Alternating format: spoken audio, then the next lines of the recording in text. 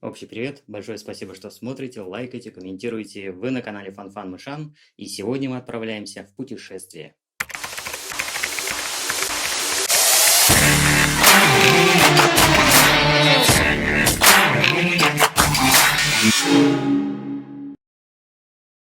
По моему внешнему виду можно сделать вывод, что речь сегодня снова пойдет о Кавказе. Кстати, производители папах. Здесь могла быть ваша папаха. Прошлый ролик, посвященный Дагестану, набрал рекордные для моего канала просмотры и с большим отрывом опередил видео о моем путешествии в Абхазию.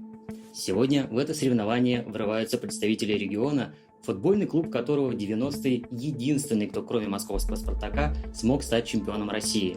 Да, это видео будет посвящено Республике Северная Осетия. Устраивайтесь поудобней, мы отправляемся.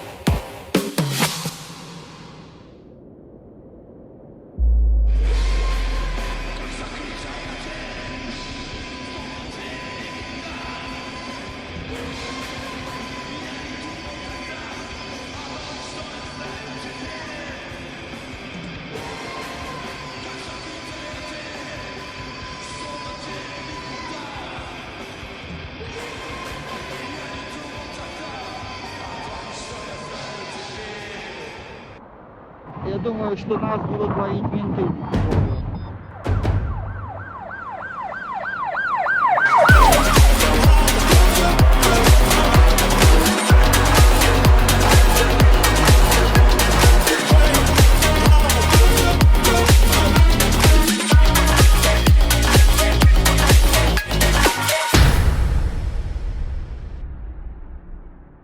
Из всех регионов Кавказа Северная Осетия, наверное, теснее всех связана с Россией. Ее территория вошла в состав Российской империи еще в XVIII веке, а после развала Советского Союза осталась в качестве субъекта Российской Федерации. Но, несмотря на долгую совместную историю, лично я мало что знал о Северной Осетии. Несколько популярных команд КВН, уже упомянутый футбольный клуб и Кармадонское ущелье, где погиб Сергей Бодров-младший. Это все, что мне удалось вспомнить об этом регионе до поездки. Сейчас я вам могу рассказать гораздо больше. И начать я хочу со столицы Северной Осетии, города Владикавказ.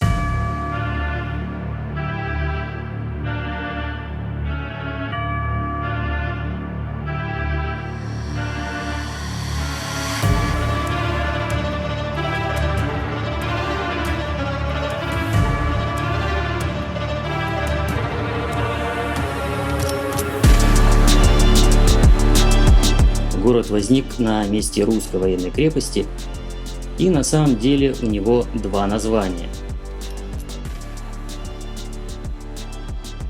Владикавказ на русском, от словосочетания «владей Кавказом», и Зауджикау на осетинском, от названия селения Заур, возле которого и была поставлена военная крепость вскоре после вхождения этих территорий в состав России.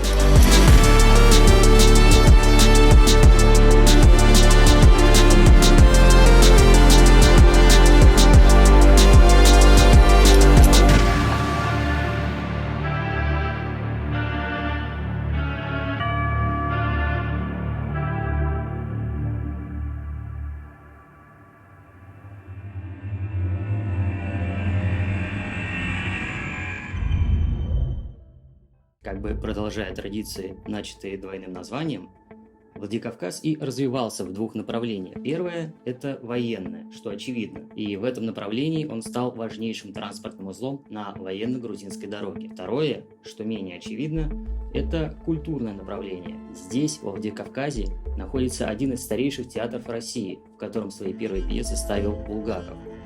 Сюда во время своего путешествия по Кавказу приезжал Пушкин. Тут бывал Лермонтов, который, кстати, ввел в русский язык слово «осетины», потому что до него местных жителей называли осетинцы. Здесь недалеко служил Лев Толстой. Во Владикавказе останавливался во время поездок по военно-грузинской дороге Чехов. Свидетельства этих двух направлений развития Владикавказа можно увидеть до сих пор.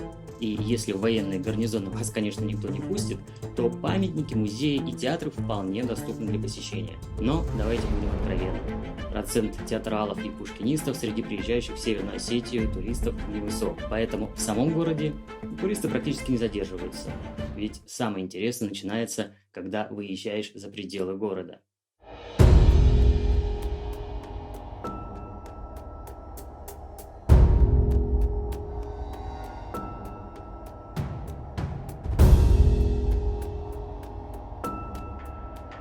Отъехав от Владикавказа, нельзя не обратить внимание на очень необычную скульптуру.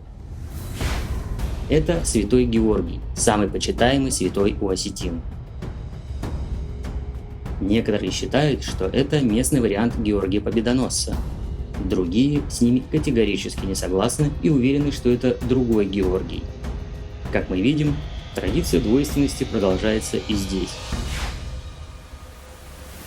Более того, у этого святого, как и у Владикавказа, тоже два имени, причем оба на осетинском.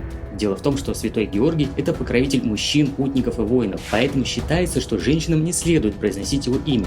Так и повелось, что мужчины называют этого святого Уастерджи, что переводится как святой Георгий, а женщины называют его Лакты-Дзуар, что означает «бог мужчин». В Осетии, да и вообще на Кавказе понятие «мужчина» и «воин» неразрывно связаны. И, конечно же, военные крепости в Северной Осетии существовали и до присоединения к России. Только некоторые из них разрослись до масштабов города, а другие остались только как памятники истории, что не делает их менее интересными. Одной из самых впечатляющих является расположенная в пещерах на отвесной скале Дзевгизская крепость.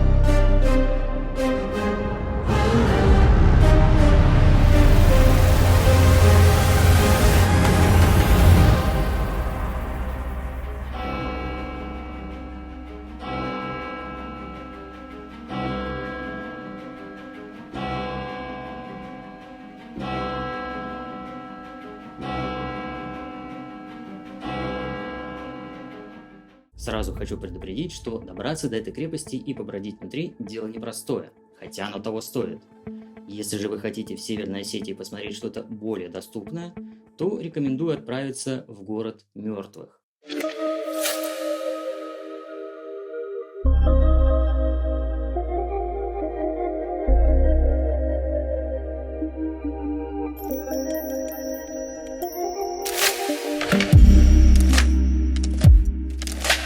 Это самый крупный комплекс наземных склепов на Северном Кавказе. Он расположен недалеко от села Даргас и входит почти во все топы самых уединенных, завораживающих и умиротворенных мест не только Кавказа, но и мира.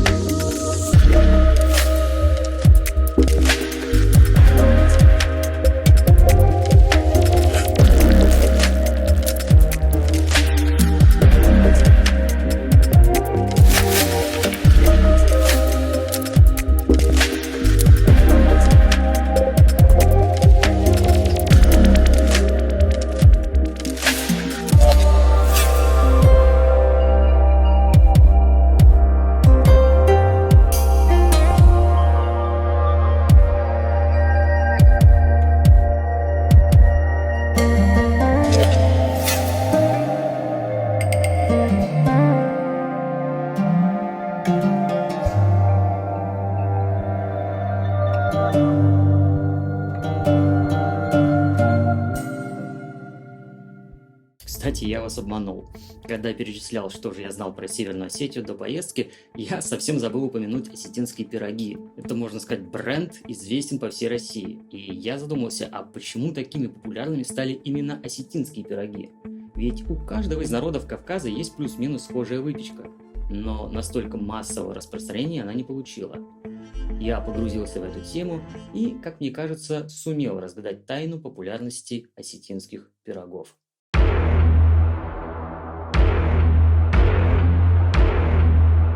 Для того, чтобы понять, как именно осетинские пироги захватили рынок российской выпечки, нам надо вернуться в 90-е годы. Первым фактором на пути осетинских пирогов к величию стал распад Советского Союза. Здравствуйте, в эфире Вести. СССР больше нет.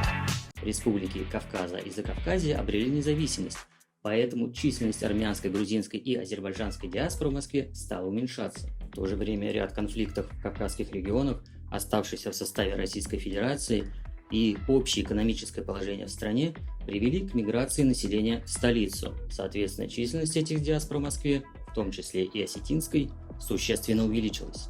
Вместе с грачами в столицу прилетают осетины, самые продвинутые горцы в мире! Вторым фактором стала популяризация в России пиццы. Еще в конце советского периода в Москве открылся ресторан мирового бренда Pizza Hut, а уже в 90-х бизнесмен Владимир Довгань стал продавать франшизу маленьких пекарен Дока Пицца. Франчайзинг Дока Пицца – это оборудование, рецептура, фирменный стиль и реклама. Дока Пицца. Нельзя не соблазниться. Таким образом, как сами круглые открытые итальянские пироги, так и система их приготовления и распространения вошли в жизнь обычных граждан. Тут грянул кризис 1998 года.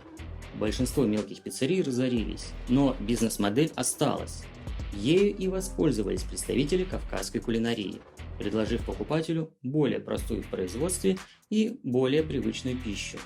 На смену заморской пиццы пришли пироги. Надо сказать, что не только осетинские. Почему же пальму первенства перехватили именно они? Во-первых, они были по своей форме похожи на пиццу, круглые и тонкие. Люди, искавшие замену в пицце в качестве фастфуда, реже покупали что-то более пышное и квадратное. Но, как вы понимаете, рынок осетинские пироги завоевали не из-за этого. Решающую роль сыграли традиции осетинского застолья. Согласно этим традициям, на стол подают не один пирог, а 3, которые по местным религиозным канонам символизируют Бога, небеса и землю. Поэтому, когда представители осетинской диаспоры делали заказ в пекарне, они каждый раз брали в 3 раза больше пирогов, чем другие покупатели. Диаспора была большая, оборот пекарен рос, их стало появляться все больше, и вскоре осетинские пироги стало заказать проще, чем какие-либо еще. А для категории фастфуда главная доступность и простота. Именно так осетинские пироги и вышли на лидирующие позиции.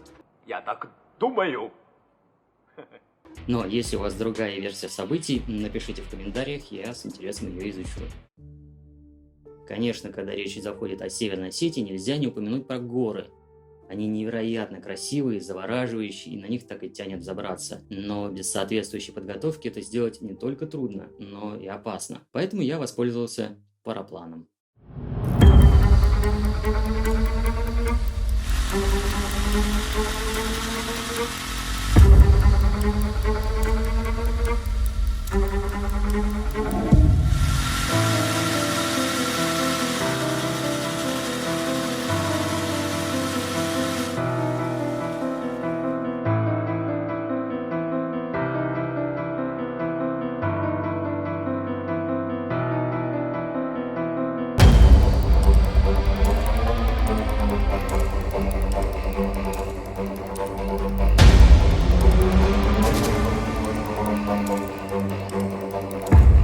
смотри, руки, когда внизу спрячешь, вот сюда, вот короночно, вот так.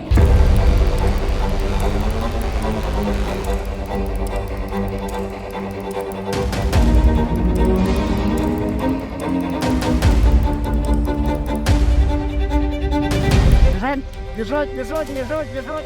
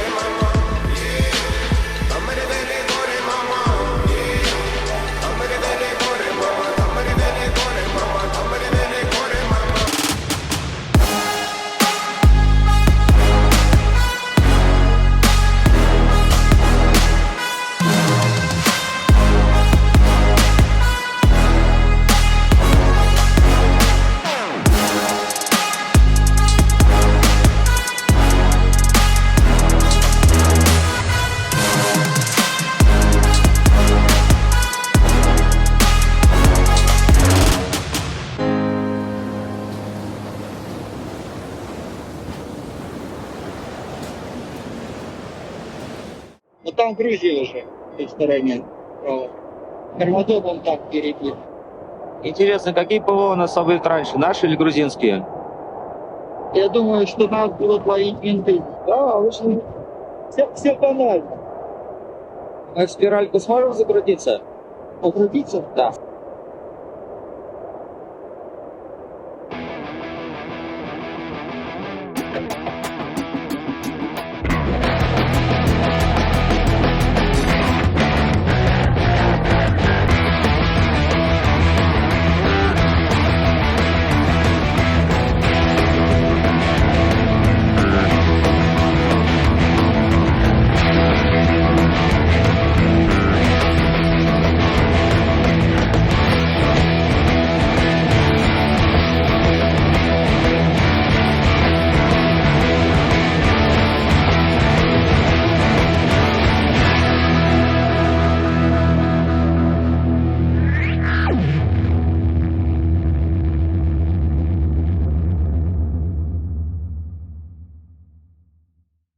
На этом я завершаю свой рассказ о Северной Осетии. Уверен, что там еще много интересных мест, куда стоит съездить.